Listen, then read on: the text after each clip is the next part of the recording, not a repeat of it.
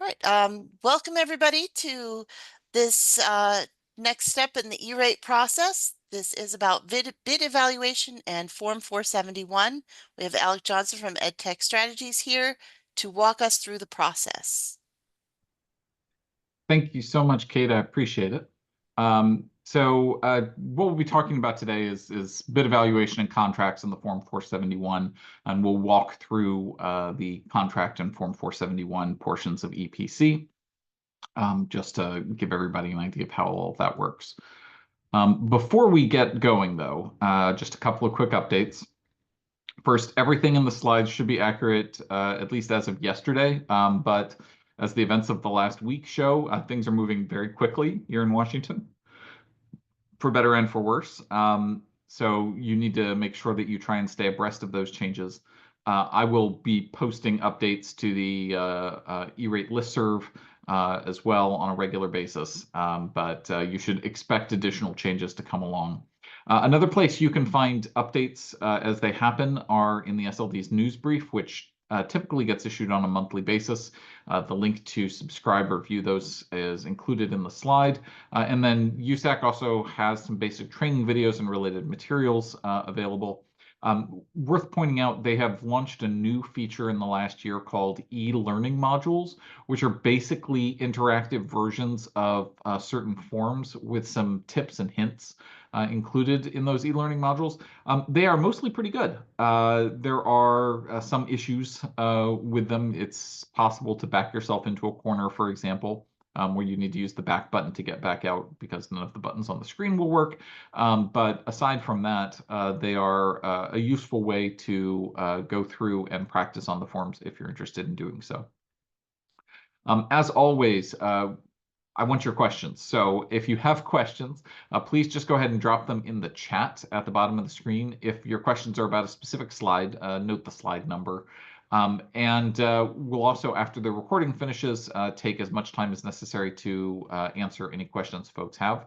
However, if something is really urgent and you feel you need an answer right away, feel free to go ahead and just interrupt me, pipe in verbally, and I'll answer your question right then and there.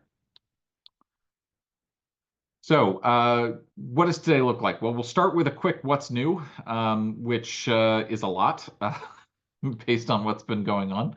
We'll then do a quick review of the E-rate process and what has happened so far in this funding year.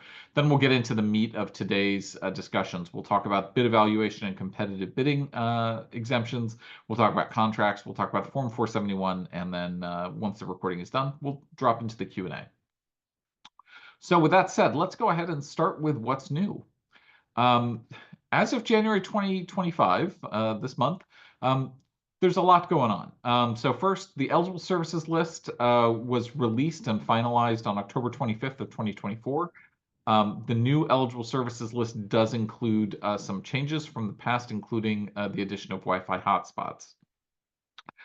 The Form 471 window opened a couple weeks ago now, and it will be closing on March 26th of 2025. So that effectively gives you a last possible date to file a 470 of February 26th. However, please, please, please do not wait until the last minute to get your forms filed. If you haven't filed your 470 already, you should be working on that now.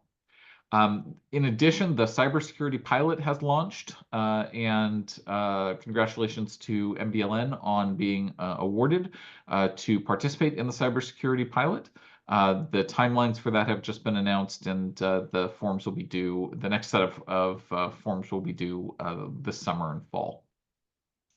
Wi-Fi hotspots are, as I mentioned before, newly eligible, but that is just for now. And the reason that's for now is something we'll talk about in just a second. Basically, there are a bunch of political issues that are going on that you should be aware of as well at the FCC and at Congress. First and foremost, most of you who are watching this have probably heard about the disbursement freeze due to the executive order, which puts a freeze on hundreds of different grant programs. That freeze was announced on Monday. It was supposed to go into effect on Monday night.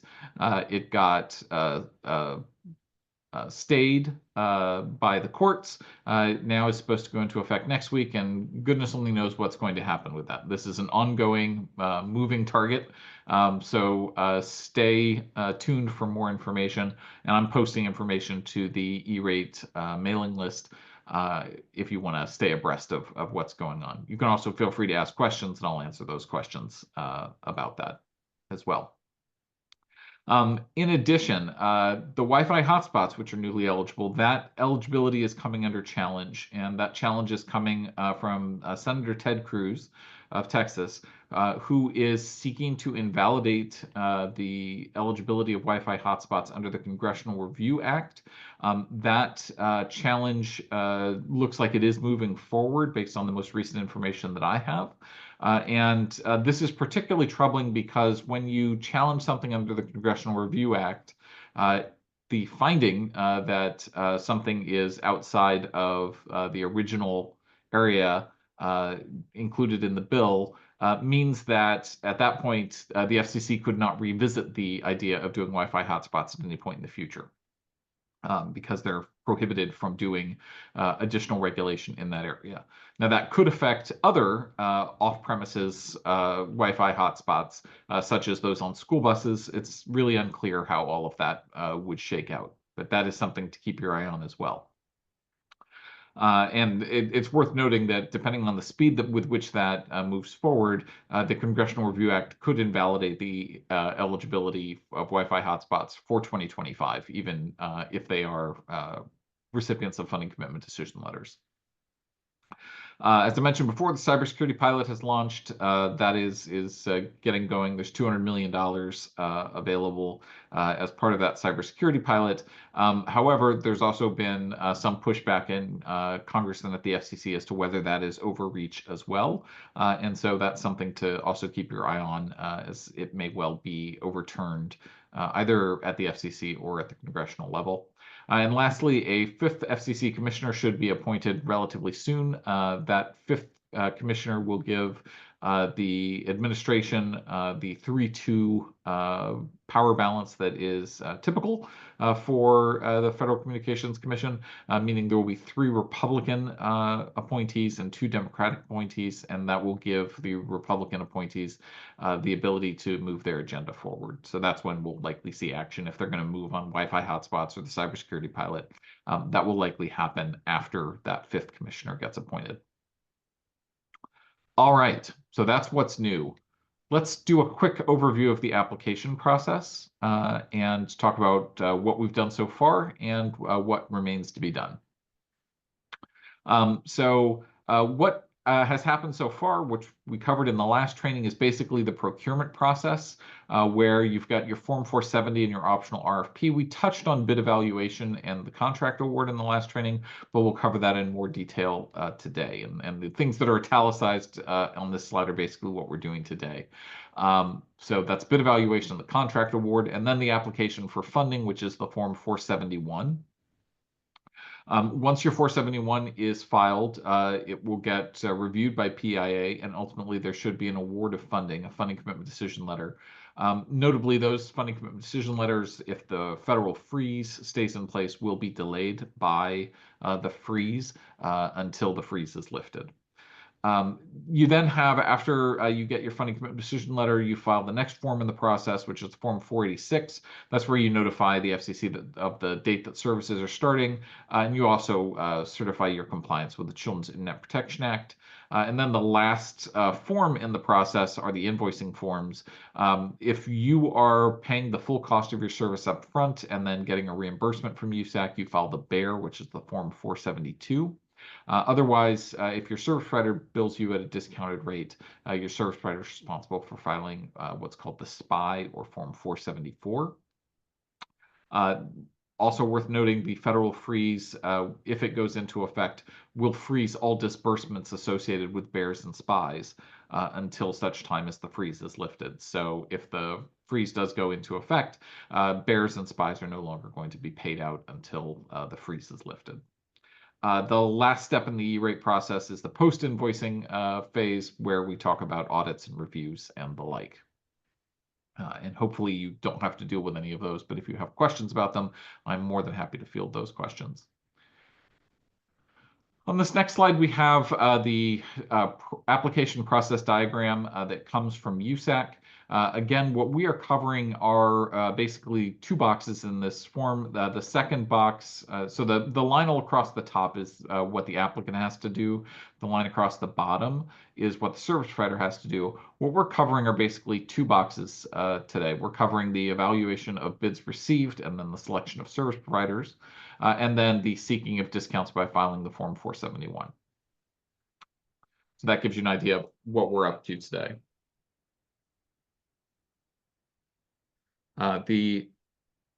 Forgive me, what happens when you don't turn off your cell phone and you're doing a presentation. My apologies about that.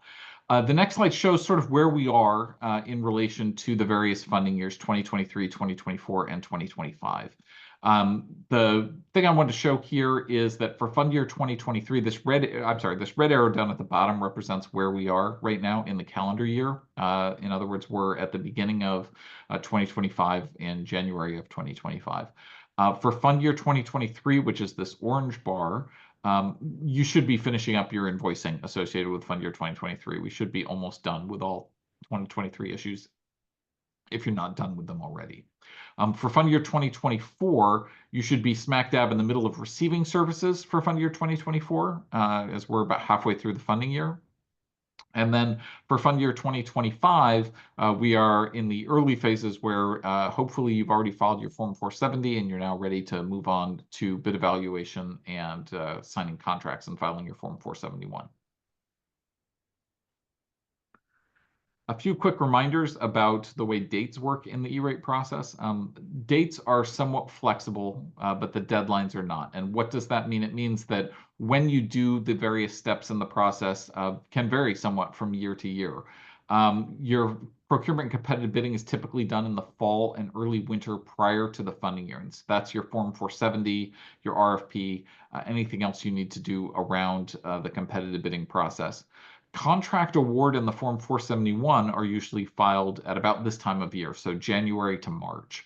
And that is because there's the Form 471 window, which sets the dates when your Form 471 must be filed by. The Form 471 window this year, for those who haven't already marked it down on their calendar, goes from January 15th through March 26th.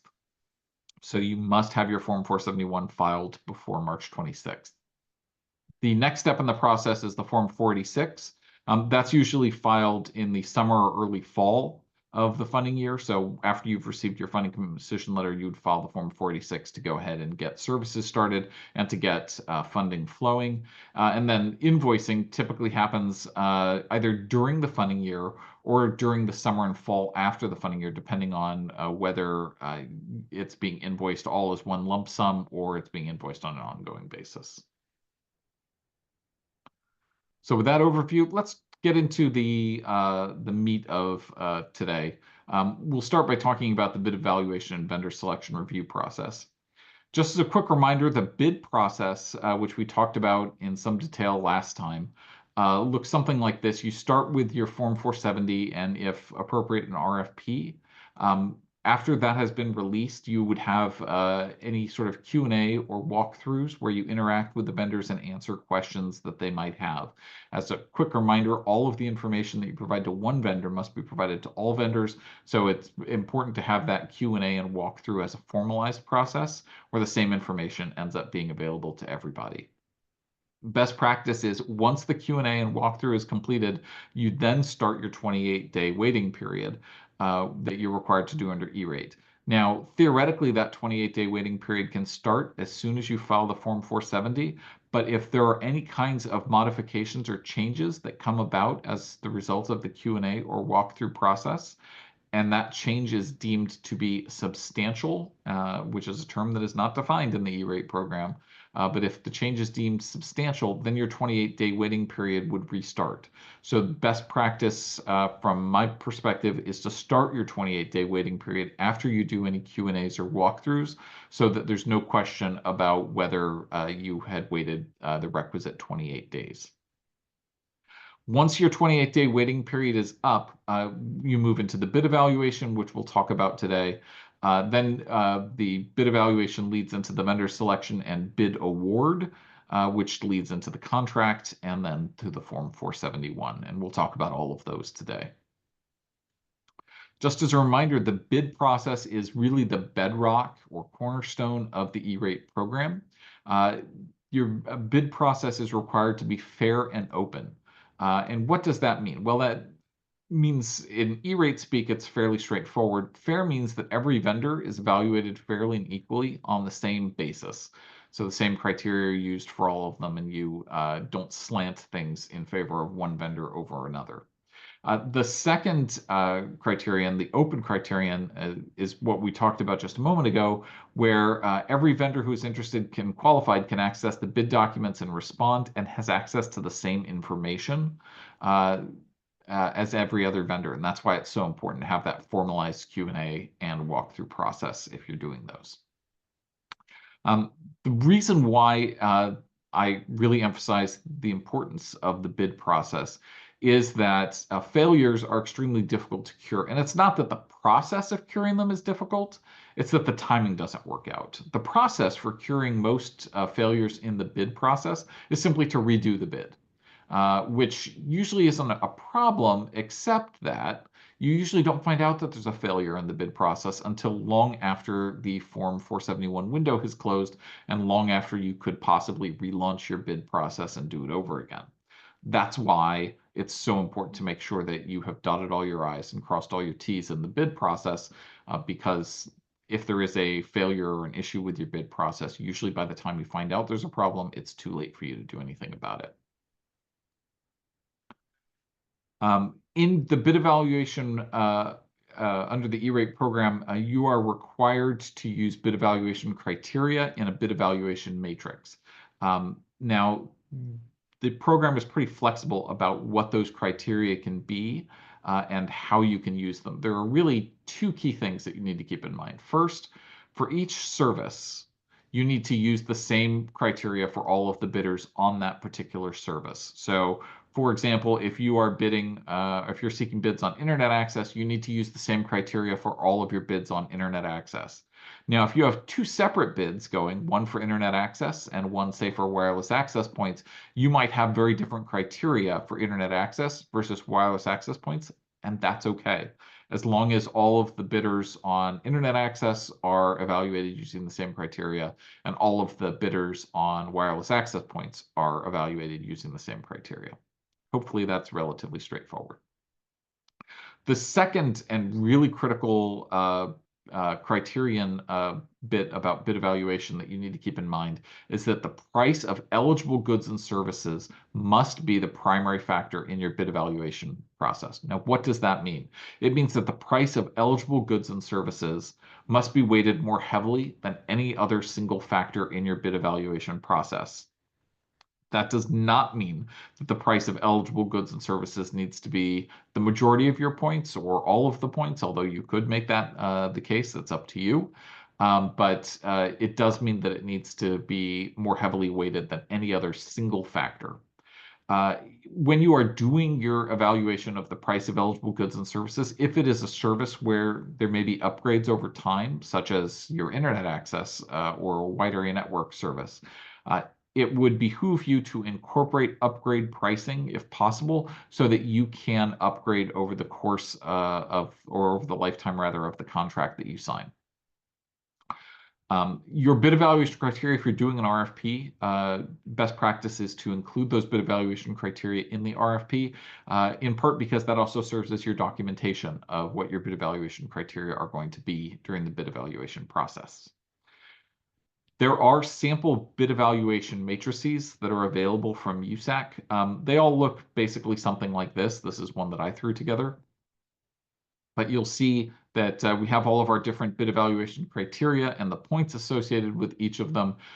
Notably, on the second row, you have the price of eligible goods and services worth 30 points. Now, that's 30 out of 100. That's not a majority of the points, but it is the single most heavily weighted bid factor. None of the other factor have more than 20 points available. What this means is that the price of eligible goods and services is our primary factor. And so that would be meeting the E-rates requirements, even though it does not represent the majority of the points that are available. And you have tremendous flexibility in your bid evaluation criteria. One other thing I want to note for you just real quickly is that when we're talking about the price of eligible goods and services as the primary factor, that means E-rate eligible goods and services. There may be ineligible components of your services, and in fact, there often will be depending on what kind of services you're seeking to purchase.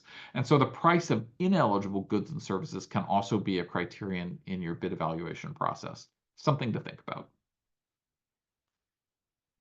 So the process for bid evaluation basically breaks down into a couple of different steps.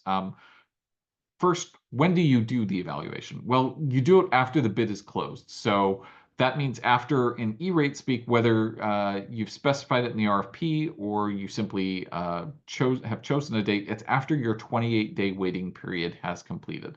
Now, it doesn't mean you have to do it on the 29th day. It just means that 28 days must have passed between when you start that 28-day clock and when you close bidding and start the evaluation process. What do you have to evaluate? You need to evaluate your submitted responsive bids. Now, this is a little bit tricky because one of the things that has happened with the E-rate program over the years is that a lot of spam or sham bids get sent back to applicants in response to Forms 470 at this point. Those bids are typically referred to as non-responsive bids, and you'll recognize them because they don't actually refer directly to the services that you're seeking. There's one vendor that has become fairly infamous for responding to virtually every Form 470 that gets posted. They respond by saying, this is your personalized bid in response to your Form 470, and they'll list your Form 470 number, and then the next 30 pages are all generic information about the services that they offer, which are not necessarily the services that you included in your Form 470. That is considered a non-responsive sham bid and does not need to be evaluated. If, however, you are not evaluating some bids, you need to document why you're not evaluating them. So put down some information about why you consider it to be non-responsive to the products and services that you've included on your Form 470. You can do a multi-step bid evaluation process, which really requires you to have an RFP in order to do this, because the first step that you can do is just to determine whether bids meet your minimum requirements. And you don't really have enough space in the Form 470 to list out what those minimum requirements are and what the process would be. That's why I say you really need to do an RFP if you want to do a multi-step bid evaluation process. The multi-step process would be basically determining whether a bid meets the minimum requirements. If it does not meet the minimum requirements, that bid gets discarded. And then the bids that do meet the minimum requirements get evaluated. So any bid that fails those minimum requirements is disqualified from being evaluated. Again, you need to be sure that you've documented how that process will work as part of your bid evaluation documentation. And the last thing to keep in mind about your bid evaluation process is it needs to sync with your local and state requirements. So, for example, I did work with a city recently where on behalf of their library, and their bid evaluation criteria at the end of the day, they were required to select the vendor that was determined to be, quote, most advantageous, end quote, to the library. Well, most advantageous isn't defined, and it was set up specifically that way to allow them to select, either lowest bid or not lowest bid and determine what is most advantageous. That's all fine and good, but that does not correspond with the process that is set out in the bid evaluation worksheet that they had, where they had their specific criteria. So for the purposes of that bid, we had to define most advantageous as simply whichever bid had the most points in the bid evaluation at the end of the day. It's relatively straightforward. One key thing about the bid evaluation process is that you need to make sure that you document every step of the process. There are a couple things that I always recommend that libraries have on file. So first, I recommend that libraries have a document that outlines and explains their criteria and their evaluation process. And that doesn't need to be at the 50-foot level. It can be at the 5,000-foot level, but it's important to make sure that that documentation is part of your record. Often this is part of your RFP, but if it's not part of your RFP, or if you're not doing an RFP, make sure you have that documented in a separate memo that you put in your file. Second, you need to make sure that you keep copies of your bid evaluation worksheets. You have some flexibility in this and how you do bid evaluation worksheets. Every evaluator, if you have a team of evaluators, every evaluator can do their own bid evaluation worksheets, or you can just do one for the team. You can do a bid evaluation worksheet where each worksheet evaluates a single vendor, or you can have a bid evaluation worksheet where all of your vendors are listed on the same worksheet and you evaluate all of them on one worksheet. That's fine. Your bid evaluation worksheet should be signed and dated by the appropriate parties, and that's usually the people doing the evaluation. And your bid evaluation worksheets should clearly show who the winning vendor is at the end of the process. So whether that is a checkbox on the bid evaluation of the winning vendor, or somewhere in the worksheet itself that lists who the vendor is with the most points, it doesn't really matter how you do that, but you do need to clearly show who the winning vendor is. The last thing that I urge clients to do is to keep some kind of notes, minutes, or a summary of their bid evaluation meeting or meetings to make it clear how they went through the process. You should check with your counsel about, and by that I mean your legal counsel, about what documentation you can or should keep on file, simply because that documentation is something that can often be FOIA'd. So you want to make sure that the documentation covers the process and explains it, but doesn't necessarily include unnecessary detail that could be used against you. Next, I want to talk about a couple of quick and common bid evaluation failures that we see with applicants.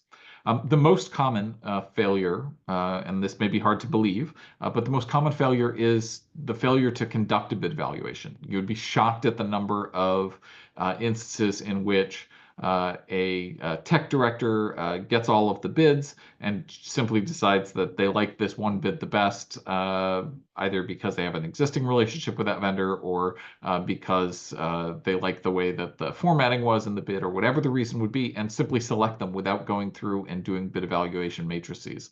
It's not acceptable under the E-rate program. Notably, this applies even if you receive only one bid.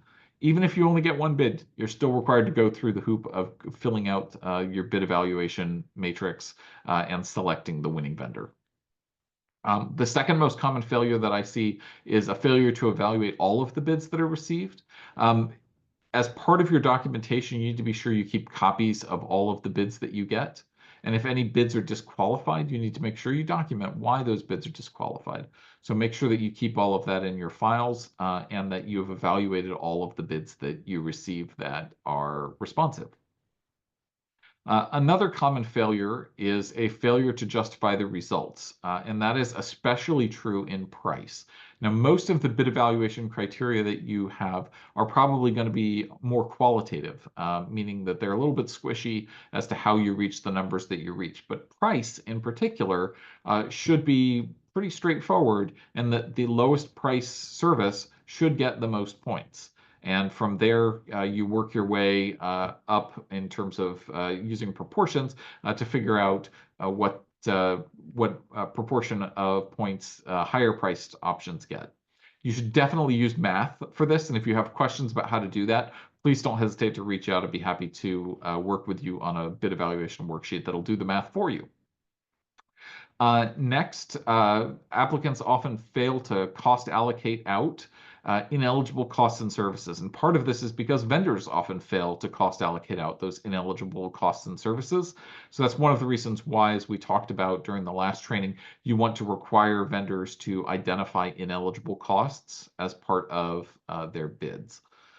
That way you can allocate them out more easily and evaluate those ineligible costs or services separately. The last thing is, even if you do everything right, if you don't document it, you are likely going to lose your funding if you are audited. So please be sure that you've documented everything in every step of this process. A couple of final reminders before we get into vendor selection. First, you should always make sure when you're working on your bid evaluation process that your procurement staff or personnel who are responsible for contracts are also involved in the process and understand the specific requirements of E-rate and how those specific requirements will interact with your local processes. I cannot emphasize this enough. It is not enough to meet your local process requirements. It is not enough to meet E-rate process requirements. As we talked about in the last training, you are required to meet both. So the best way to do that is to make sure that the staff who understand your local processes also understand E-rate requirements and are involved in the bid evaluation process. As I mentioned before, you can get sample bid evaluation matrices from USAC. There's also tons of them available on the web if you just do some Googling. Make sure that any free or ineligible services are cost allocated out from the ineligible or from the eligible price. Free services should be treated as ineligible services. So if there's a cost associated with them, or you can get your way to a cost that would be associated with them, you're supposed to include that as an ineligible cost in the total price. One last reminder. You have tremendous flexibility on your bid evaluation criteria. Again, the price of eligible goods and services must be your primary factor, but aside from that, your bid evaluation criteria are up to you. Make sure that you use your bid evaluation criteria to get you to the result that best meets your needs. That means selecting the vendor and services that will best be able to provide you with what you want. So you have the flexibility in designing your criteria to make sure that your bid evaluation process gets you to the best possible result. The bid award process is really simple because you've evaluated all of the bids and the vendor who has the most points is the winning vendor. That is very straightforward. It's also non-negotiable. So whoever gets the most points is your prospective winning vendor. You need to follow all of your local requirements around vendor notification. So that may be that you reach out just to the winning vendor and let them know that they've won. It may be that you have local requirements that require you to reach out to all of the vendors and tell them, thank you for bidding. You were not the winning vendor this time. However, you should be careful in figuring out how you word those notifications, because the winning vendor is not necessarily who is going to end up your awarded vendor. And the reason for that is if you can't reach a contract with the winning vendor, then you need to reach out to whoever the second place vendor was and attempt to negotiate a contract with the second place vendor. And if you can't negotiate with the second place vendor, you reach out to the third place vendor until you reach a contract. You are not allowed to reach a contract with a vendor who did not bid and was not evaluated. E-rate will not fund that. So hopefully that's relatively straightforward. And if you have questions about that, I'm happy to take them at the end of the session here today. Now that we've talked about competitive bidding, let's talk about two exemptions from the competitive bidding process. And these exemptions are particularly important for smaller libraries that are more likely to be able to take advantage of them. So the first competitive bidding exemption, which has been around for a couple of years, is in Category 1 services, and it's called the Low-Cost, High-Speed Internet Access Exemption. It's also sometimes referred to as the Commercially Available Broadband Internet Offering, or CABIO exemption, because, it's DC and we need to have acronyms for everything. The Low-Cost, High Internet Access Exemption allows for Category 1 services that meet specific requirements to be completely exempted from having to go through competitive bidding. So you don't have to file a 470, you don't have to do bid evaluation, you just need to reach a contract. The requirements for these services are pretty straightforward. It needs to be at least 100 megabits download and 10 megabit upload. It must cost $300 a month or less. So that's $3,600 per year.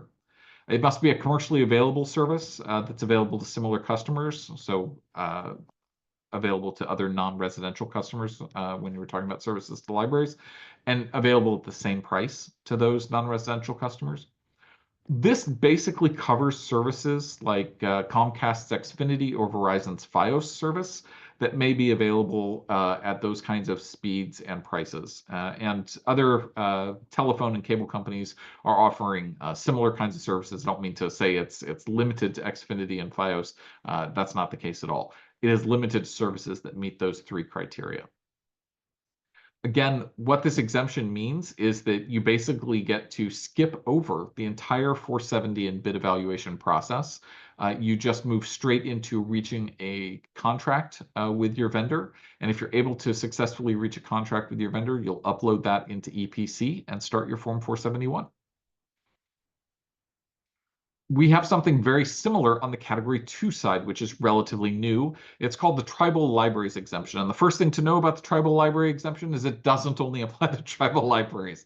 It's very poorly named. It's a bit of a misnomer to refer to it as the Tribal Libraries Exemption. It mirrors some of the requirements for the low-cost, high-speed internet offering exemption. But it's around Category 2 services. So if your library is receiving $3,600 or less per library outlet, and that is not amortized across all the different library outlets, but any individual library outlet is receiving $3,600 or less, then you can, again, skip through the competitive bidding process and go straight into filing a 471. Now, it doesn't mean that you get around having those costs counted against your Category 2 budget or anything like that, but it does mean that you get to skip the 470 and RFP and bid evaluation processes. You, again, just create that contract record and file the Form 471. This is particularly attractive for smaller libraries or libraries that are doing relatively small scale upgrades. So if you're updating, say, a couple of Wi-Fi access points, you might want to take advantage of this Tribal Libraries exemption. Worth noting, both the Cabio and the Tribal Libraries exemptions must still meet whatever local requirements you have. So just because they meet the E-rate requirement doesn't mean that they meet your local requirements. So it's important to keep those local requirements in mind when you're looking at these exemptions. However, these exemptions represent a fantastic opportunity, particularly for smaller libraries that are interested in getting started with the E-rate process or interested in working with the E-rate process to do so without having some of the pitfalls that are associated with the traditional competitive bid, and contracting processes. So with that, let's go ahead and move into the contracting process. So a couple things worth noting when we talk about contracts. First, not all vendors or services will require contracts, but the vast majority will. And so it is a good idea to have a contract in most cases. Contract negotiation can often take quite a while, specifically because you probably are not going to be able to simply accept the vendor contract when you award to a vendor. The reason for that is those vendor contracts are written to benefit the vendors. They likely will not meet the requirements if you had anything in your RFP in terms of terms and conditions. Your vendor contract is typically not going to include those terms and conditions. They also often include terms and conditions which are contrary to E-rate program rules. The example that I see most commonly with that are for internet access or wide area network contracts. They typically will automatically renew after the initial service term unless you do something to cancel them. That's not acceptable under the E-rate program. You can have contract renewals and you can build in a limited number of contract renewals, but they cannot be automatic. They need to be manually extended each time. And so that usually requires you to have a contract amendment indicating that both the vendor and the applicant agree that the contract is being extended for another year. Those automatic renewals are present in probably 3/4 of all of the internet contracts that I see coming from vendors. And those are the sort of things that take a lot of time to negotiate those back out of the contracts because vendors typically want to stick with whatever their generic contract language is. You can and should incorporate the terms and conditions from your RFP if you had one, as well as any terms and conditions in the bid response that may not be directly in the contract. Incorporating those ensures consistency and fairness. And in this case, fairness means that you have evaluated vendors based on a specific set of criteria. It's unfair if you don't incorporate those criteria or requirements into the contract itself. So those terms and conditions that were part of your evaluation process should also be part of your contract. And you can do that in a variety of ways. Most commonly, the documents are attached to the addenda and an order of precedence is set out within the contract. When you are doing your contracts, make sure that you double check your vendor's spin to make sure that the spin that they give you matches the name of the entity that you are contracting with. This seems like it's pretty straightforward, but you would be shocked at the number of spins that various vendors have and the number of different names that vendors will do business under. You want to be sure that the contract that you have negotiated and signed with a vendor is the name of the vendor matches up with the vendor's spin on the E-Rate website, and you can look up spins through the E-Rate website. You also want to check a vendor's red light status, and that is something you cannot do, but the vendor can do for you. The red light status is something that they can check through the FCC website, and it determines whether or not they are eligible to receive federal funds. In most instances, they will be. When they are not eligible is when they're on red light status, and that's typically because they have delinquent fees or taxes that they owe to the federal government and have not yet paid. And when that happens, the funds that would be going to the vendor, so for example, the funds that would go in response to a SPY, are instead credited against that debt or delinquent funding that is owed to the federal government. Now, this is a problem when you're doing things like bears because they will hold up your funding as well. So that's why it's so important to make sure that the red light status of your vendors has been verified, and you want to verify that they are on green light status rather than red light status. It's important in your contract to make sure that all of the costs are clearly stated, including upgrade costs when those are appropriate, and including any ineligible costs that might be associated with the services that you're purchasing. And last, it's important to ensure that your contract is approved or accepted by the appropriate applicant authorities, and that approval is documented. So in other words, if the board at your library needs to approve the contract, make sure that there's some kind of board approval and it's signed by the appropriate entity. On the vendor side, it's also important to make sure that the contract is fully executed. So you want to be sure that it has both vendor and applicant signatures. Now, in some states, it's not required to have both vendor and applicant signatures, but in most instances, it's a good idea to make sure that you do have both on the contract, because in every state, a contract that is signed by both parties is considered fully executed. As we talked about before, it's important to make sure that your contract is consistent with your 470, your RFP, and the bid response that you received from your vendor. In particular, there are two things you want to look at. You want to look at pricing and terms and conditions and make sure that those match across those various documents. As we talked about before, if you're unable to reach an agreement with the winning vendor, you move on to whoever had the second most points and attempt to negotiate an agreement with them. If you are unable to reach that agreement with the first vendor, you also want to document why you were unable to reach agreement. So, for example, there have been instances where I've had problems with the vendor because they refuse, for example, to include all of the taxes and fees, which means that we can't really evaluate their bid appropriately, in which case, even if they would have been the winning vendor otherwise, we have to move on to who the second place vendor is. In those instances, it's really important to document why it was that you couldn't reach a contract. Similarly, if they're not willing to give up the automatic extensions and you are requiring a contract with extensions, automatic extensions aren't eligible for E-rate, you would need to move on to the second place vendor. You must have your contract completed before you file the Form 471. That is pretty straightforward. And your contract record must be created in Epic before you do your 471 as well.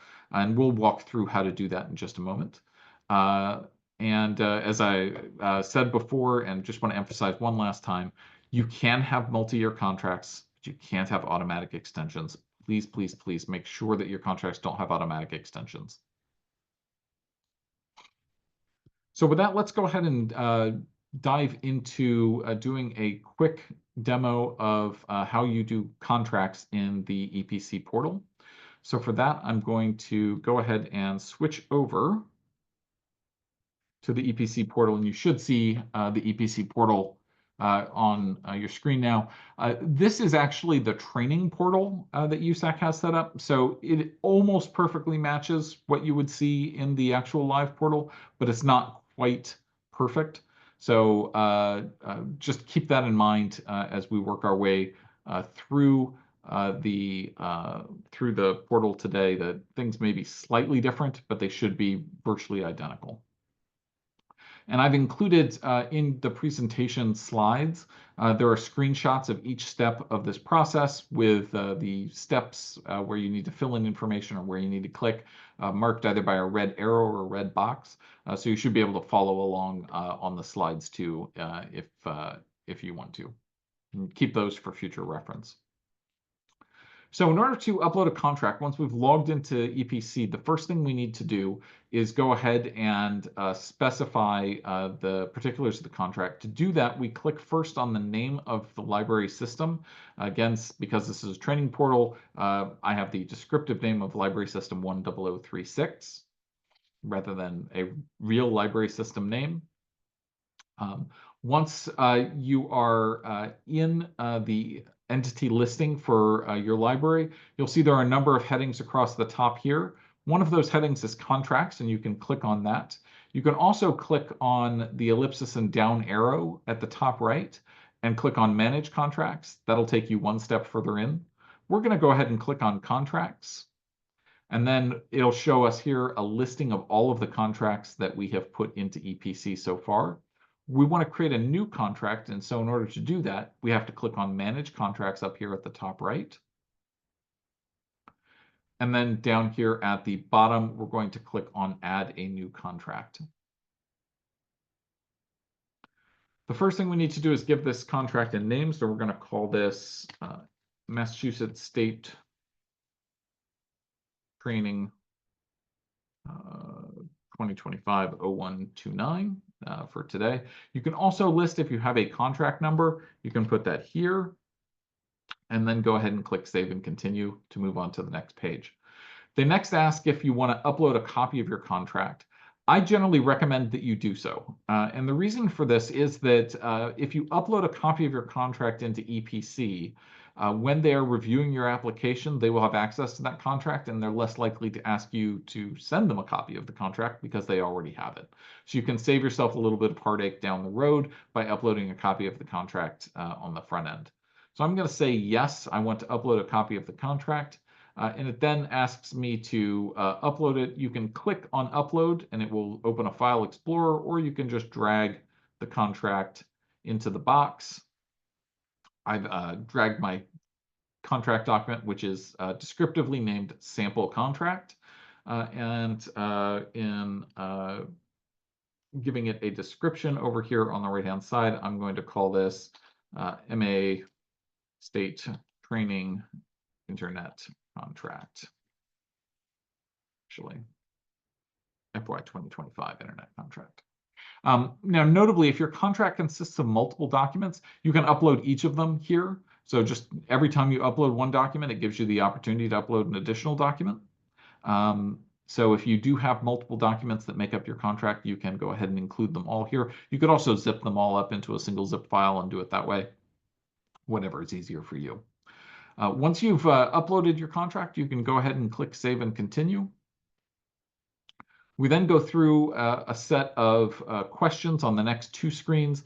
The first set of questions has to do with characteristics of the contract that you typically find in state master contracts. So the first question is whether the contract is based on a state master contract. In most instances, this will be no, unless you are using one of the state master contracts as the basis for the contract that you've negotiated.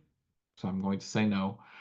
The second is whether your contract is based on a multiple award schedule. And a multiple award schedule in E-rate speak is when you have multiple vendors that have been awarded to do the same or similar work. So for example, this usually happens with a state master contract where, let's say you're asking for Wi-Fi access points, and in those Wi-Fi access points, you had multiple brands that were awarded. So you might have Cisco Meraki, you might have Extreme Networks, and you might have, I don't know, Fortinet.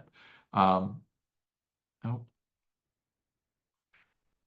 With all of those awarded, you end up having to do a mini bid evaluation process. And we've documented how to do that in the documentation for the state master contract that is available from MBLC. So if you have questions about that, I'm happy to ask that. But that's what this is asking here, is whether it's based on a multiple award schedule. In this case, we're going to say no, it's not, and then click Save and Continue. The next questions have to do with whether other applicants can use the contract or whether you're piggybacking off of someone else's contract. So first they ask, can other applicants piggyback off that contract? We're going to say no. And then it asks whether you're piggybacking off of the contract. I'm also going to say no to that. In most instances, that's going to be the case where you don't have other libraries or schools that are able to buy off of the contracts that you've negotiated on behalf of your library. We'll then go ahead and click Save and Continue again.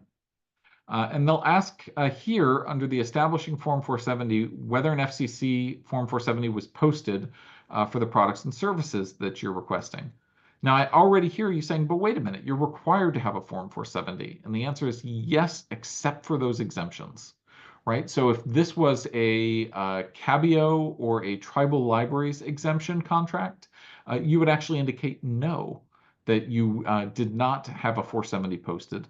And in indicating how many bids you received, you would indicate 0. In this case, we're going to do a more traditional bid. So we're going to say, yes, we did file a Form 470, and it's going to ask us for the details of that. But first, we'll indicate how many bids we received. In this case, we received 3 bids. It then asks if the Form 470 predates fund year 2016. The answer to that is almost certainly going to be no at this point. We're probably not working off of 9-year-old Forms 470 in most instances. And then it asks us to use this tool to find the Form 470. By default, it will have filled in the build entity number that you're posting this contract to. So your library systems or library's build entity number will be pre-populated in here.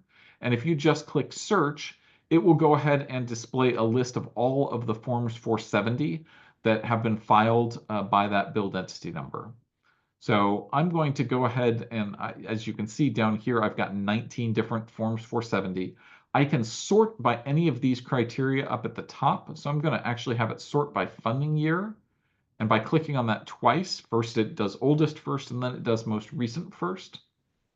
And I'm going to go ahead and select the training that we did back on October 17th. We put together a Form 470, which included data transmission and internet access. And so we're going to go ahead and say this is an internet access contract, and we'll go ahead and click Save and Continue.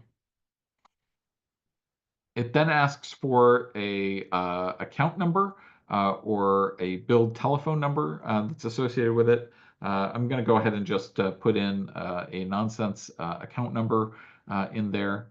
And then it asks us to find our service provider. Now, you are probably going to do this based on the SPIN that they've provided to you. Remember, we need to be sure that that SPIN matches what's on your contract, and that's part of what you're doing before you upload the contract into EPC. But you can also search by the name of your service provider. And in this case, I'm going to go ahead and do that.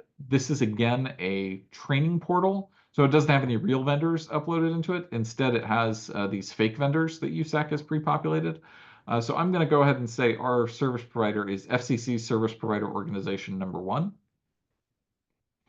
And click Save and Continue. If you were using a real vendor, you would just select whatever that real vendor's name is after you searched, and probably search based on the spin just to keep it as simple as possible. It next asks whether this is a multi-year contract. I'm going to say that this is indeed a multi-year contract. And it asks for the date on which I awarded the contract. I'm going to go ahead and put the date that we awarded the contract. The date that the contract is awarded is the date that it is signed by both parties. So that is the date that it has been fully executed. We'll next go ahead and click Save and Continue. It asks whether there are voluntary extensions. Now you'll note voluntary extensions, not automatic extensions. As we talked about before, automatic extensions are not eligible for E-rate. So what we need are voluntary extensions only. I'm going to say yes, we do have voluntary extensions. And the way I usually do contracts is I'll usually have either a 3 or 5 year initial term, and then have either 3 or 5 extension terms as well. So 3 or 5 1-year extension terms. So in this case, let's go ahead and assume that it's a 3-year contract with 3 1-year extension terms. It asks us for the contract date if all of the extensions are exercised. So in this case, it would be 3/30/2032 for 6 years, because the first year ends in 2026. So the 6th year would end in 2032. I think I've done that math right. It then asks how many extensions are left. I'm going to go ahead and say there are 3 extensions left, and it asks for the total remaining length of the contract if you exercise all of the extensions in months, and that's going to be 72 in this case, because it's 3 years for the initial term and then 3 1-year extensions. Hopefully that makes sense.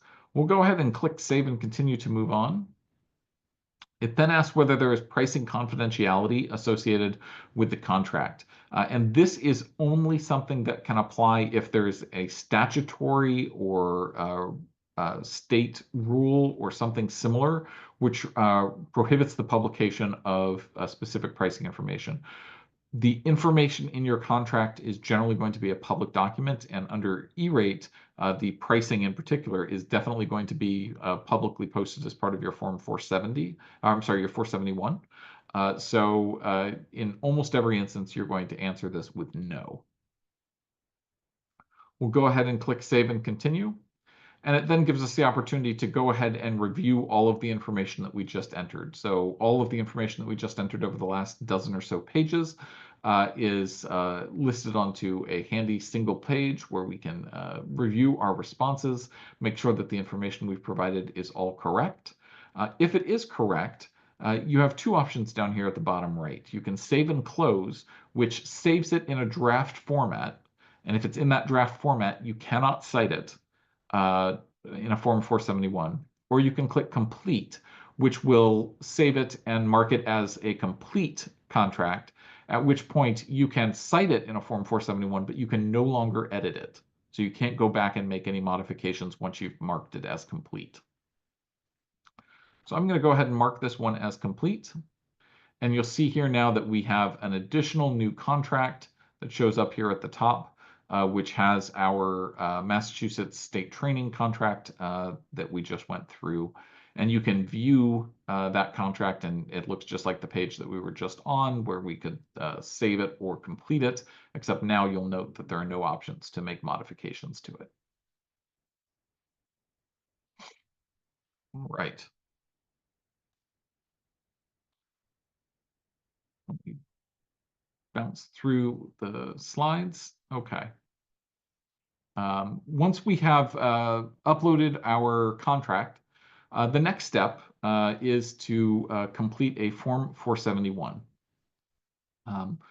As we've already talked about, the Form 471 must be completed during the E-rate filing window, which this year goes until March 26th of 2025. As always, I would urge you get your 471s done well in advance of that deadline, if at all possible. Things start to slow down and they start to have system problems because so many people put it off to the last minute. So you don't want to get caught in that if at all possible. The Form 471 is the most complicated form in the E-rate process. It does a couple of different things. First, it identifies the services on which you are seeking your discounts. And you are only able to include one category of service per application. So there's category 1 and category 2 are what we've traditionally had. This year, there's a new wrinkle to that, which are the category 1 off-premises services, which are the Wi-Fi hotspots. And we'll see that when we go through and complete a sample Form 471. If you are seeking discounts on multiple categories of service or even multiple services in the same category, you do have the option of filing multiple Forms 471. Excuse me, multiple Forms 471. You may want to do that because they will each be processed separately. And if there is a delay in processing one application, it doesn't hold up all of your funding requests. In addition to identifying the services you're seeking, it identifies the Form 471 identifies the service providers who will be providing those services. It identifies which libraries are going to be part of the applicants and will receive services for each of the requests. And it calculates the discount rate and discount amount for each service.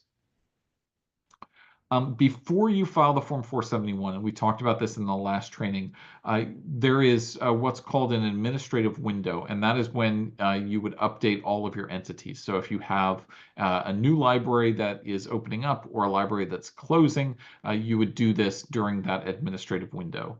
The administrative window closes just prior to the opening of the Form 471. So if you find yourself in a situation where you need to make administrative updates, but you have not yet done so, you can still make those updates, but you have to do it by filing a request within EPC. So you're asking USAC to make those updates for you. The other thing that you want to do before you file your Form 471, as we talked about, you want to make sure that your contract records have been uploaded into EPC. And in particular, you want to make sure if you are uploading a copy of your contract, that it is a copy of the executed contract, not a copy of the draft contract. You would be shocked at the number of times people upload a copy of the draft contract that has not been signed by both parties. If it's not signed by both parties, it's not legally binding. And it's not going to reduce the questions that you get from PIA. So please make sure that when you are uploading your contracts, that you upload the fully executed versions. So with that, let's take a look at the 471. And so I'm going to go back into EPC. In EPC, by the way, anytime you need to get back to the home page, which in EPC is called the landing page, you can go ahead and click on Reports, and then click on My Applicant Landing Page, and it'll take you back to this main page for your applications. For the Form 471, it's relatively straightforward to go ahead and access the form. It's listed up here in this block up at the top right, where you can click on FCC Form 471. And that will open a new tab in your browser and start a new Form 471. So we're going to go ahead and create this. Again, we're going to do a Category 1 Internet Access 471 because that's the simplest. But if you have questions about doing Category 2 or Category 1 off-premises, I'm happy to take those questions either after the training or via the listserv, or you can reach out to me directly. So we're going to call this MA State Training C1 2025. And go ahead and click Save and Continue. It'll then ask if you're the main contact person. If you say yes, it will go ahead and fill in your information here. Again, we're in a training account, so my account is Mr. First Name, Last Name. If we had someone else as the user, we could indicate no, and it would ask us to look up that person. And we could select that person here. In this case, I'm going to say I'm the main person, and so it goes ahead and pre-populates that. You want to verify that this information is correct when you're completing your own Form 471. You then have the option of including holiday or summer contact information. This information can be useful. They will use it to reach out to you over the summer if they are not able to reach out to you at your main email address. Because remember, everything comes in via email. However, I tend to actually just leave this blank and find it's easier over the summer to check my main email address than it is to give out my personal email address and then worry about whether they're going to properly send stuff into my personal email address. Also, whether my personal email address will be harvested off of the Form 471, which becomes a public document. So up to you how you want to deal with that. Once you have filled that out, if you've chosen to, you can go ahead and click Save and Continue down at the bottom right again. And here we move into where we select what the category of service is for our application. Now, just as a quick reminder, every application can only have one category of service. So you're either Category 1, Category 2, or we have this new category here, the Category 1 off-premises, or off-premises Category 1, which is for 2 services. For schools, it includes the wireless school bus services. And then for schools and libraries, it includes Wi-Fi hotspots. So if you were applying for Wi-Fi hotspots, that needs to be done separately from all other Category 1 services as an off-premises Category 1 application. Otherwise, you would select one of the more traditional options, Category 1 for traditional Category 1 services, Category 2 for your Category 2 services, which are internal connections, the basic maintenance of internal connections, and managed internal broadband services. We're going to go ahead, as I mentioned before, and do Category 1 because we're just doing internet access for our small library. And so we're going to go ahead and click Save and Continue. Next, it will ask a series of questions about your library system. The main things that it's trying to do here is figure out what your discount rate is and what your Category 2 budget is. So the first thing it does is it asks, says, this is what's in EPC right now. This is the school district that your main branch library is located in. Remember, that's used to calculate your discount rate. And then it lists the sum of the square footage of all of the libraries in your library system. That's this 4,500 number over here. We'll go ahead and say that those are correct and click Save and Continue. It then will ask information about, or display information about each of your library branches. So if you are a single branch library system, there will only be the one branch listed here. However, if you have multiple branches, it will list all of those branches up to 10 per page and show all of the information about each of your branches. In this case, my little sample library system here has just the 2 locations. There's the main library and then the Dudley branch library that are set up within EPC. You'll note that the differences between the libraries, it'll show the total square footage for each of the library branches, and those will add up to the number that we saw on the previous page. There's also a question about whether it is the main branch or not. Remember, the main branch is the one that is used to calculate your discount. So be sure that you have marked the main branch properly within EPC to ensure that you got the right discount rate. If this information all looks correct, you can go ahead and click Save and Continue, which is what we're going to do here. And it then displays the discount calculation information. Now it's pulled this information from the school district that is associated with the main branch. In other words, the school district in which the main branch is located. This information will be pulled automatically from EPC. You don't need to fill this in. However, if the school district in which your main branch is located updates their information during either the application process or during PIA review, your discount rate may change as their discount rate changes. So just keep that in mind. What you see on your application is not necessarily what will be approved, and you won't have a firm discount rate locked in until you've received your funding commitment decision letter. So with that, we can go ahead and click Save and Continue to move on. And it'll take us to the funding request page. Now, it's important to note that funding requests are a little bit like the Russian nesting dolls, in that you have a funding request or FRN, funding request number, and then within each FRN, you'll have separate line items for the different services that you're requesting. So we're going to go ahead and request internet access service and taxes and fees to show you what those 2 different line items look like. So the first thing we need to do is go ahead and create a funding request itself. So to do that, I'm going to click Add FRN. And it asks for a funding request nickname. I'm going to call this FY 2025 Internet Access, because this is for internet access that comes into the main branch library and is shared across the wide area network with the Dudley library as well. It also is going to ask whether it's a continuation of an FRN from a previous year. If you indicate yes, it'll ask you for the previous year FRN number. This is actually really helpful because if you're operating under the same contract as you had in a previous year, and you cite back to that previous year, at least in theory, the PIA reviewer is supposed to go back and double check and see whether any questions that they're going to ask you were answered in the previous year, so that they don't need to bother you with those questions again. I have to say my actual track record with whether PIA review ends up asking the same questions year after year is very mixed at best. I've often had the experience where even though the question was answered in a previous year, they will ask it again. But at least in theory, this offers you the opportunity to bypass some of those questions. In our case, this is the first year of a new contract, so I'm not going to say yes. I'm going to say no, it's not a continuation of an FRN from a previous funding year.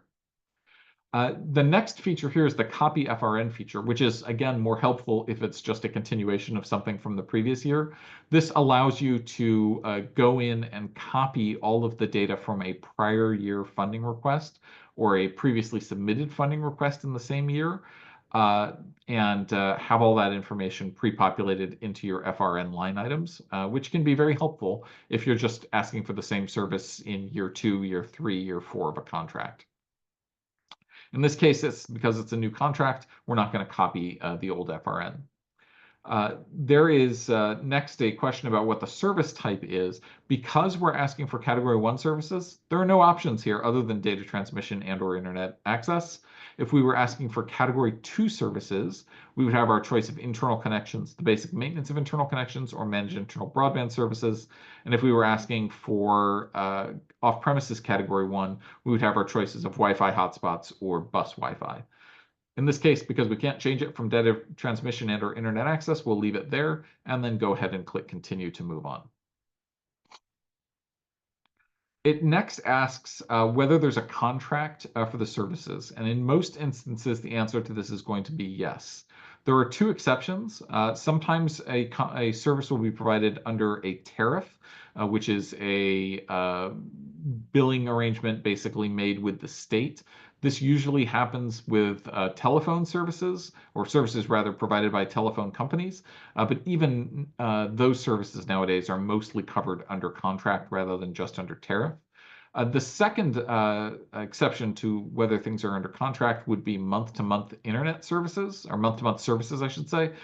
The idea behind this was back when the E-rate program started out, in a lot of instances, you would have services that were provided on a month-to-month basis by small local companies that didn't require you to have a contract. And so sort of the classic example of that is dial-up internet access, where it was, $19.95 a month. It didn't matter if there was a contract or not. In most instances, there would be no contract, rather. You just paid your $19.95 each month. And so that would be an example of a month-to-month arrangement. Probably 80 to 90% of all purchases under E-rate nowadays are made through contracts. So we're going to go ahead and select Contract and then click Continue. And next, it's going to ask us to associate our contract with this funding request.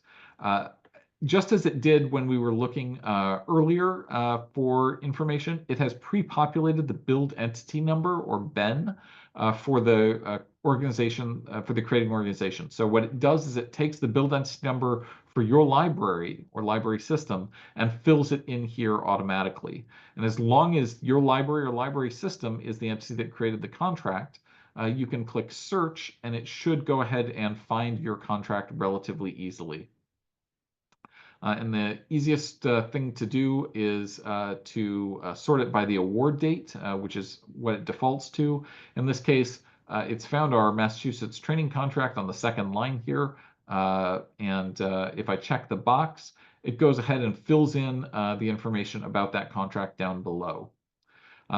It will ask what the service start date is, and it pre-populates that based on the contract itself. And then it asks what the date is that the contract expires for the current term of the contract. Again, remember this was a 3-year agreement. So our service termination date would be 6/30/2028. So if we don't extend it, that's when the contract is going to end. And I will go ahead then and click continue to move on. The last set of questions it's going to ask me here in the FRN information is whether this funding request includes any of the sort of special options that are available for fiber broadband services. So that's special construction associated with fiber, it's maintenance and operation associated with fiber, or it's network equipment that would be associated with putting in your own fiber network or leasing a fiber network. In this case, it's none of those, so I'm going to simply select no down below and then click continue. And it asks us now, for a brief narrative, I'm going to say that this is 1 gigabit internet access shared between the main library and branch. And in fact, let's be even more clear, say it's 1 gigabit symmetrical, meaning 1 gigabit down and 1 gigabit up internet access. All right. Once we do that, we have 2 options down here at the bottom right. We can save and view the FRN, which will take us back out to that FRN page, or we can go straight in and manage the FRN line items. I'm going to go ahead and save and view FRN, just so you can see sort of what that looks like. And so you'll see here that we have the FRN with its nickname that we gave it. There are no line items under it, and there's no funding associated with it, no funding request associated with it here as of yet. In order to add FRN line items, we would click on the FRN to add line items. If we needed, however, to edit any of the information that we just input into the FRN, we would check the box and then click Edit FRN to go ahead and move back into the FRN itself, where we could change, the contract that's associated with the FRN or any of the other information that we just put in. In this case, we're going to go ahead and start adding FRN line items. So I'm going to click on the FRN, and that takes us into the FRN line item display. And you'll see that there are no FRN line items yet. So let's go ahead and create them. As I mentioned before, we're going to create 2 FRN line items. The first is going to be for the service, and the second is going to be for taxes and fees associated with the service. So I click on Add New FRN Line Item, and it asks what the purpose is for the service that we're seeking. In this case, because it knows it's a Category 1 service, it asks whether it's internet access, whether it's a data connection between 2 or more sites, so wide area network connection, a data connection from an applicant's hub site to an internet service provider or regional network where internet access is billed separately, or it's internet access service with no circuit. In other words, if you're supplying your own circuit to a point of presence and paying for internet access at that point of presence. In our case, it's going to be the simplest of these, which is internet access that includes a connection from the applicant site directly to the internet service provider. It then asks us to select a function. And in this case, what they mean by function is what is the technology that this is being delivered over. If we were doing taxes and fees, as you'll see in a little bit, we would select miscellaneous. In this case, though, we're going to say it's a fiber-based service. It then asks for the type of connection, and this is basically asking what kind of protocol or services is being provided to you. In most instances these days, particularly if you're getting service over fiber, it's going to be an Ethernet-based service.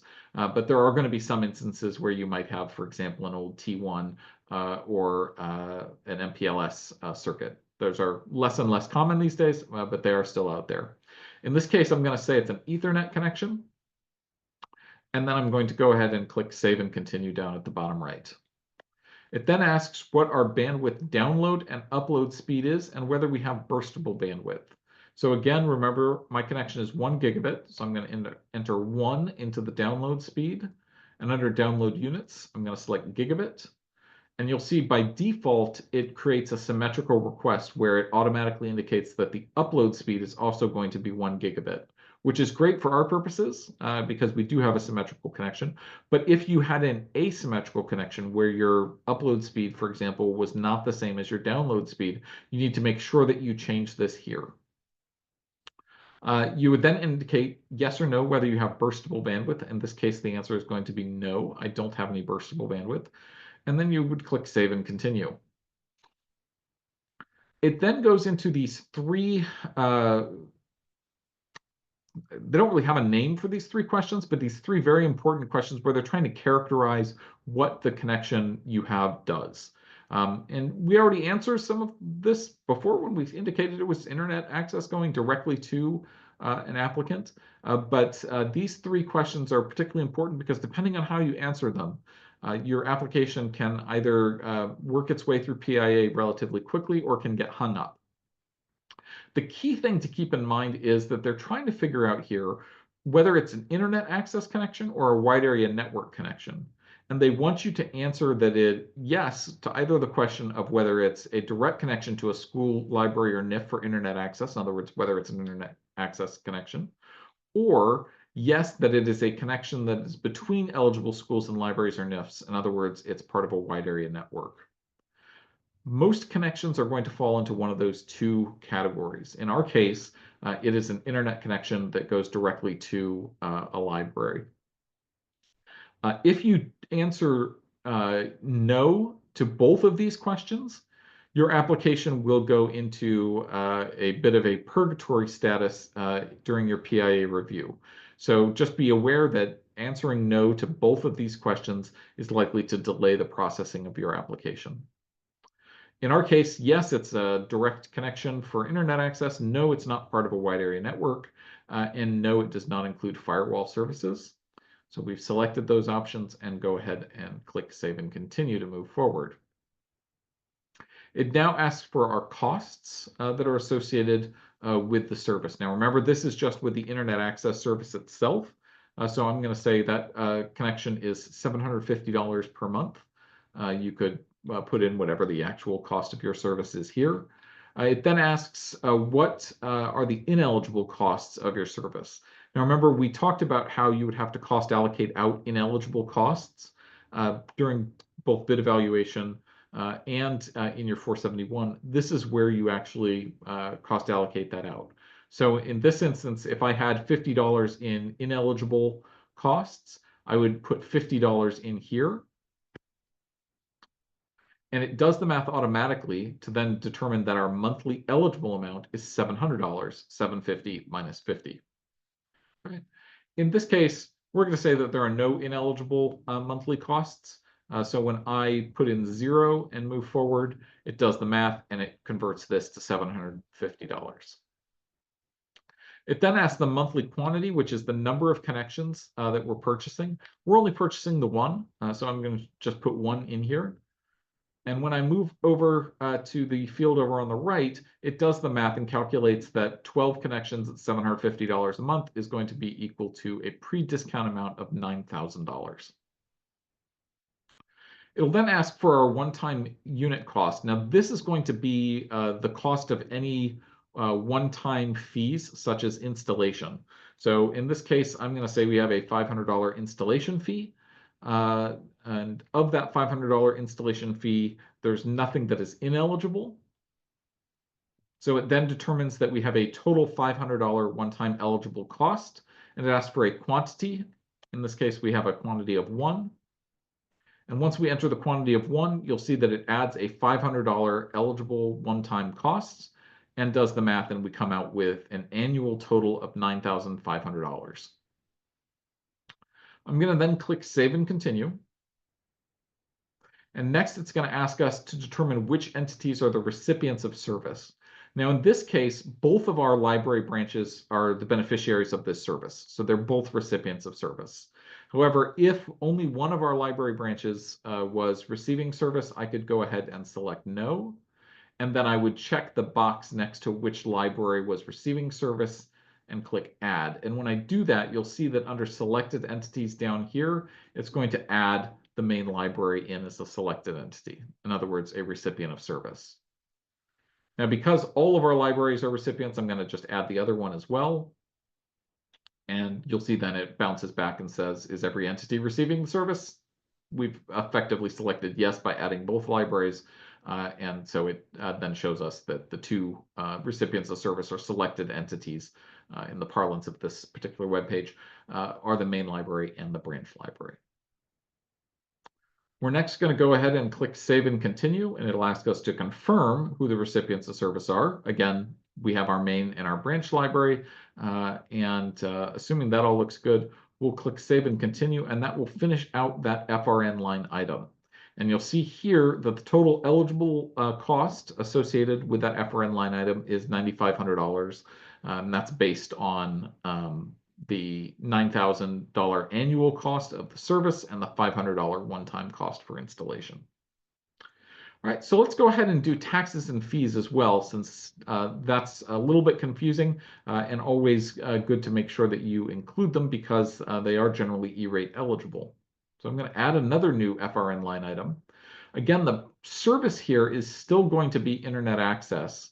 But this time under function, instead of selecting the technology that's being used, I'm going to select miscellaneous. And then under type of connection, we have our choice of the three miscellaneous options, which are maintenance and tech support, installation, activation, and initial configuration, or taxes and fees. In this case, I'm going to select taxes and fees, which is, as you're probably noting, not really a type of connection, but they've basically tried to jam a square peg into a round hole here by making these options fixed. So that's how we get to the taxes and fees piece of a funding request FRN line item. So having put that in, I'll go ahead and click Save and Continue. And now it doesn't ask us all of those questions that it asked us last time about the speed of our connection and all of that information. Instead, it just dumps us straight into the costs, because with taxes, that's what matters, is how much it costs. So I'm going to say that our taxes are, let's just say $20 a month with no ineligible costs. And we're forced to pay one $20 per month tax on our services. Again, that does the math. It calculates $20 a month by 12 months is going to be $240. I'm going to say there are no ineligible, or I'm sorry, there are no one-time fees, eligible or otherwise. So we are just at $240 in this FRN line item. We'll go ahead and click Save and Continue. It asks us again if every entity is receiving the services, and if not, we would select which entities are receiving them, just as we did for the service itself. In this case, yes, both entities are receiving the service. So we'll click Save and Continue. It asks us to confirm yet again who the recipients of service are. We'll save and continue. And you'll see now we have two FRN line items. At the bottom, we have the one for the service, and then we have the one that we did for the taxes and fees.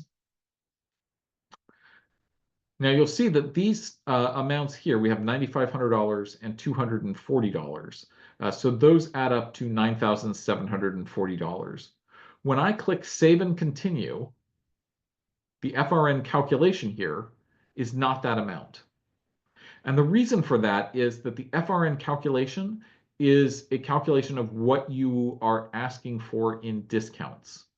So this amount here, this $77.92, is the amount that we were just looking at for the FRN line items. In other words, the $97.40 multiplied by the discount rate for the library system. Okay, does that make sense? Hopefully it does. So we're asking for a total and E-rate funding of $77.92 on this particular funding request. That is for both the internet access and for the taxes and fees associated with our internet access. If that all looks good, we can go ahead and click Review FCC Form 471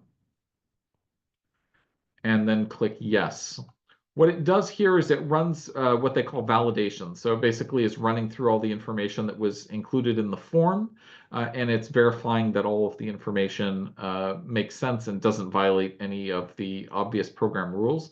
That does not mean that there can't be things wrong with your form. There can still be things wrong with your form. There can be all kinds of typos and whatnot, but it's running some basic checks to make sure that all of the necessary fields were completed.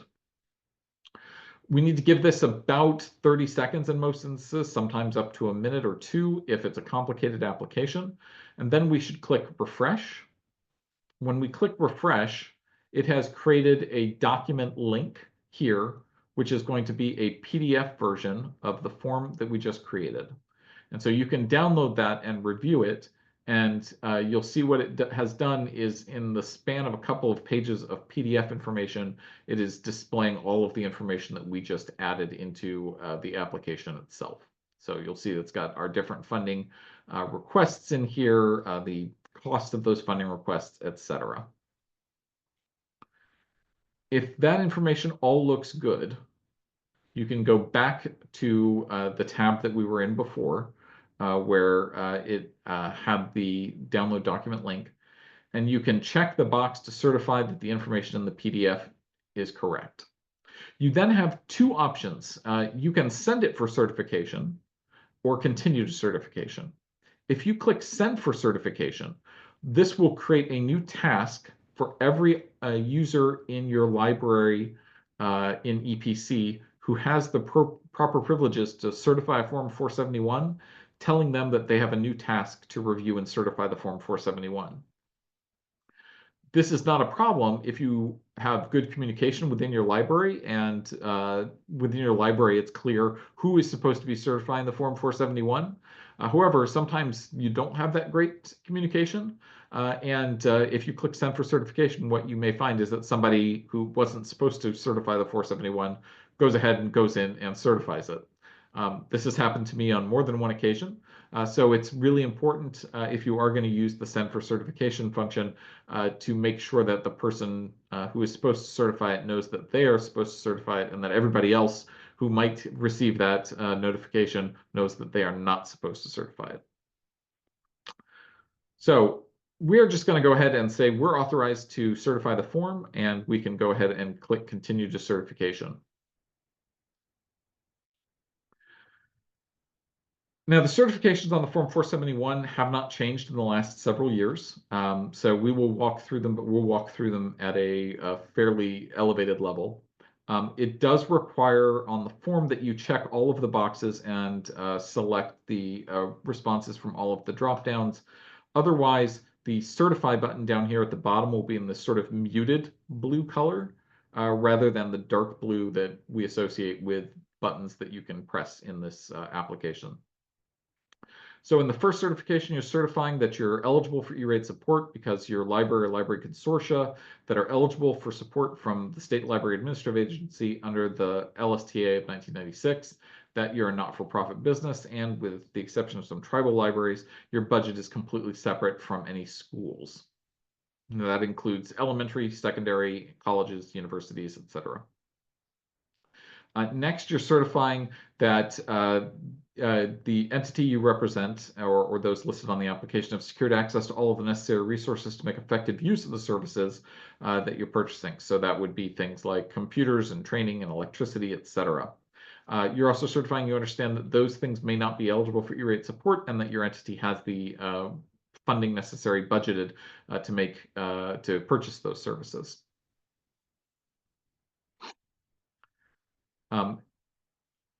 Picking up on that budgeting question, on the fourth line down in this table, it asks you to indicate the total budgeted amount allocated to resources that are not eligible for E-rate support. Now, this is not defined anywhere. So this is typically your technology budget for the upcoming year.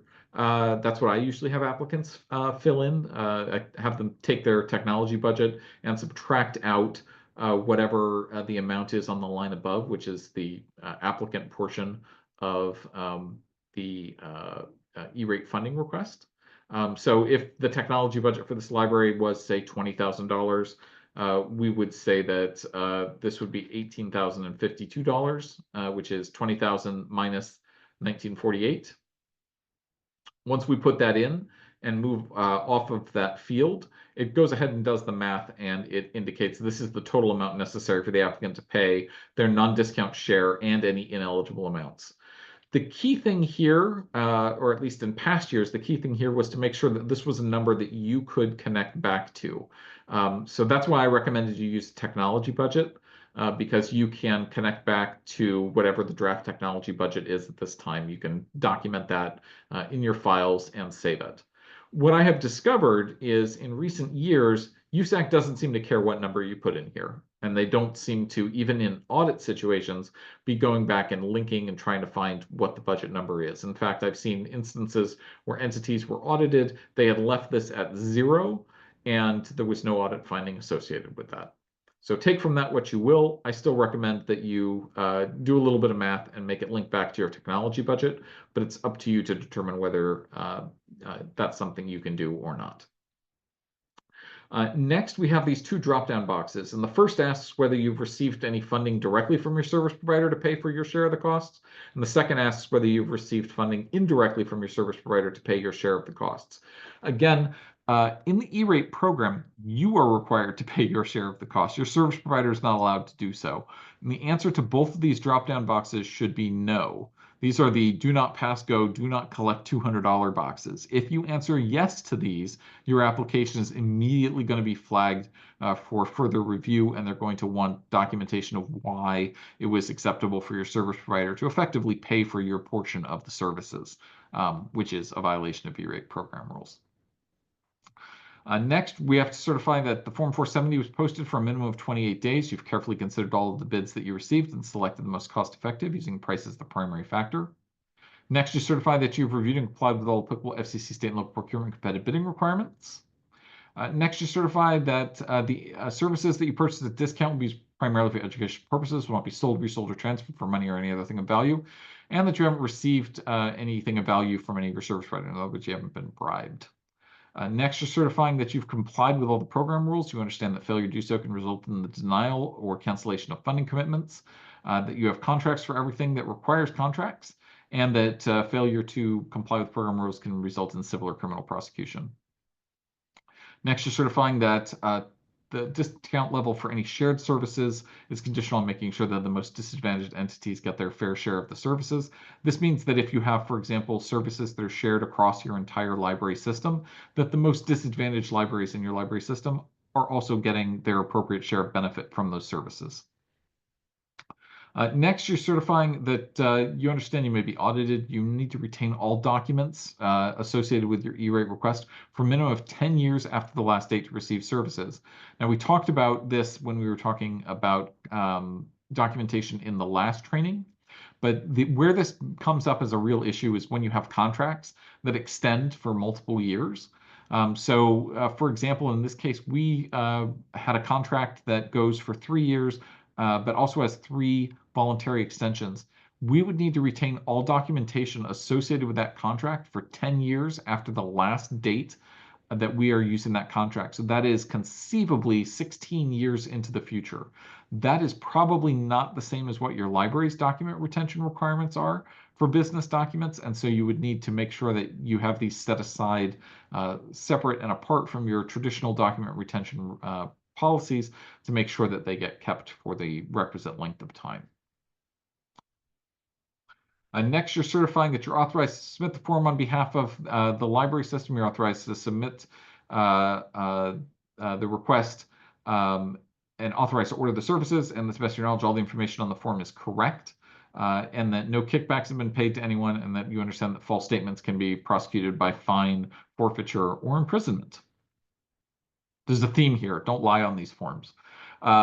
Next, you're certifying that you understand that FCC rules have provisions in place for individuals who are convicted of civil or criminal violations associated with the E-rate program to be suspended or debarred from the program, and that you'll notify USAC if anyone associated with your application is suspended or debarred.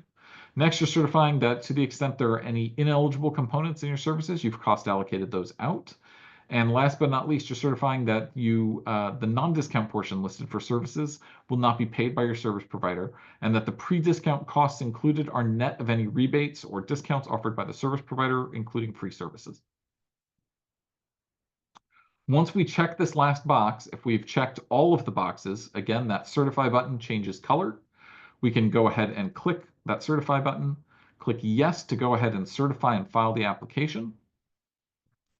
You will now want to do a couple of things. First, you'll want to make a PDF of this page right here. This serves as your proof of certification. Next, you'll want to go up to the news feed.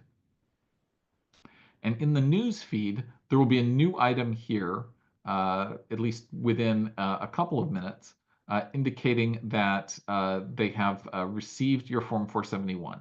So it's not showing up here yet, because you'll see that this right here is from Thursday. If we click on news again, still not there. Should take just a couple of minutes for it to process the fact that it has been certified. Oh, not quite sure why it did that. There we go. Okay. So now we've got our Form 471 in here, and it's listed in your news feed. You're going to want to do a couple of things. So first, go ahead and click on the name of your Form 471, which appears down at the bottom. If you scroll down to the bottom of the page, there will be a Form 471 generated documents and a version called the original version. If you click on this, it will download a PDF file, and that PDF file will look just like the one that we reviewed earlier, except it now also has, down at the bottom, all of the certification information. You'll want to save a copy of this PDF file in your records. The other thing you want to do is when you go back to the page that you downloaded the PDF from, if you scroll all the way up to the top and click on this listing for news here, it'll give you news that is just related to this application. You can then click on more info and more to get the full receipt acknowledgement letter. And this receipt acknowledgement letter is again proof that you have filed, and it gives you your instructions on what you need to do next. So it's basically gather all your documentation together, etc. You should keep a copy of this receipt acknowledgement letter in your files as proof that you filed the Form 471. And to do that, you click on the more and more info to get it to display the whole thing, and then you just print and PDF the whole thing. For those of you who've been doing E-Rate for a long time, you'll recall that this used to be sent to you as an actual letter. Now the only way you can get to it is from the EPC portal. And the only way you can get a listing that only shows the receipt acknowledgement letter is to go through the process that I just showed you. So you want to make sure that you keep those documents for your records as you go forward. So let me quickly fast forward through the various slides here. And this outlines all of those same steps in the slides. So after you file your Form 471, as we were just talking about, make sure you get a copy of the Form 471, save it into your files, and generate the receipt acknowledgement letter and print that off for your files as well. You want to go over the Form 471 itself, that PDF version, and make sure all the information is correct. If there are corrections that need to be made, there is a process for doing so called RAL corrections, where if you have ministerial or clerical errors, in other words, typos, you can correct those in the form by submitting a request for a RAL correction. Please be sure to take a few minutes to review your Form 471 to make sure that there aren't any errors that need to be corrected, because it's much easier to correct them at the front end with a RAL correction than it is to do them at the back end.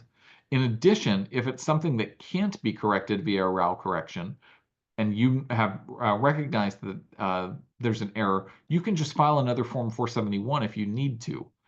You're still within the Form 471 window, but this is why it's important to make sure that you double check the information as soon as you file your 471, and not that you wait until after the 471 window has closed to double check to make sure your information is correct.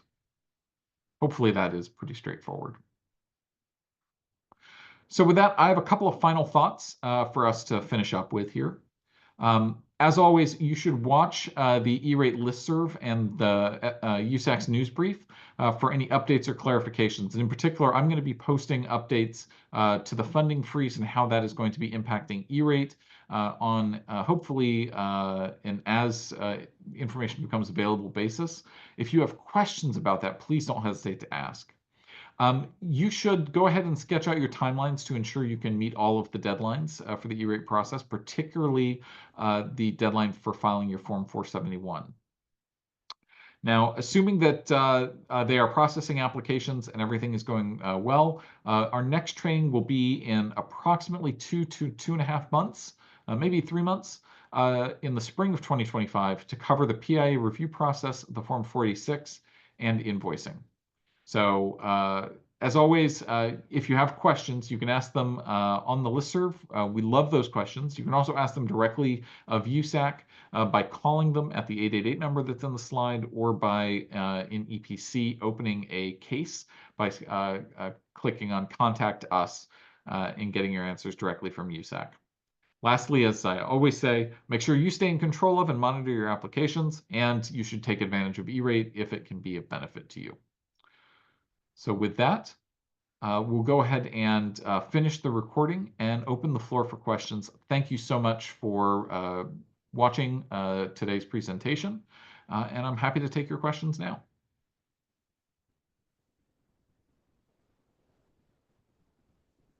Alec, I have one question on contracts. Okay. Kate, can you stop the recording Yep, if you just didn't a already? second. Yep, no problem.